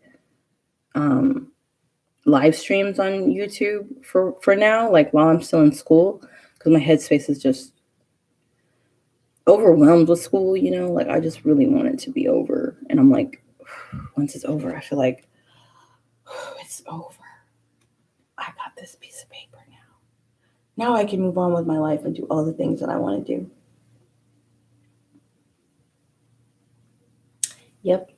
Did I tell y'all belly dancing? I haven't. I'm not any good. I'm not at the point where I can show people my belly dancing. Like, yep. Mm-mm-mm. Anyway, well, I'm gonna call it for today. It was great talking to you guys, and I don't know why I just got hit with like being tired. Maybe because it's really hot. Anyway, I hope everyone stays safe, healthy, happy. Um, I need like a little slogan, right? So I've been thinking of slogans. My slogan is going to be what my dad always tells me. Like my dad says, make each day a masterpiece. And I like, um, isn't it? Oh, it's like, make each day like that. You know how like the whole weirdo MAGA thing? Like, I want that to kind of be my thing. Okay, everybody, like remember to make each day a masterpiece, like something like that. Or I like a little saying, but I don't know if this is copyright. What's it called? From the Cinderella, with Whitney Houston or with Brandy, where they say impossible things are happening every day. I love that. Impossible things are happening every day. Anyway, impossible things are happening every day. Yep, that's right. I don't know. Like, can I use it because I want to make shirts, but like they don't have copyrights on that. I don't know, but I'm gonna make a Teespring and just do different designs and stuff, and y'all gotta have to buy the merch. Anyway, y'all, love y'all for real. Y'all amazing. I appreciate everyone who watches. I swear, I love y'all. I can't even. Sometimes I'm just y'all really bring me so much joy, and I'm so happy that we are at the grassroots of Kiara Dice. Like, I love where my channel is right now because it's like I get to know all of y'all. Like, I remember most people. I'm gonna start making a list of all the people who come in at this like early stage. I'm like, y'all. And that's why I keep saying we gotta make a Facebook group, and it's gonna be like low key exclusive for like the people who were there in the early stages, because I just never want to forget, because I'm speaking things into existence. I don't even care if I have like 1 billion subscribers, but what I really want more than anything is just to be making money where the money resides. That's about it. Like, if we could have 4 people on the live stream and it makes me enough money to like live my life, girl, the 4 of us can be a forever thing. But like, it's all about the numbers. But anyway, I just really want to like start some kind of community, maybe like not a Discord. I like Facebook personally. So I did make a Facebook group. I want y'all to add it. If you use Facebook, that is if you use it. Where's my Facebook group? Your groups. Okay, so how do I share it? Okay, so if you use Facebook, do not forget, okay? Because right now I'm the only one in there. Can't be the only one in my own group. Okay, a tribe. I think if you just search that on Facebook in the group section, it'll come up, and it's just a profile pic of me. So yeah, and I'm not gonna always share the Facebook group, or we'll see how it works, because I want something exclusive. What? Oh, I thought they was holding hands. I was like, Snoop Dogg. Anyway, y'all, okay. Don't forget to join the Facebook group, because you can't have a group on YouTube, right? Didn't the Google have something? Anyway, join the Facebook group, and we'll talk next time. Thank you for all your support. I love y'all for real. And good luck with everything, like Michaela with her switching her major, and Sandra with the vaccine and the travel. Like, we all Yeah, I don't know. It's hot, girl. Y'all, you know me. You know me. I just be talking. But anyway, love y'all. Okay, bye. Bye.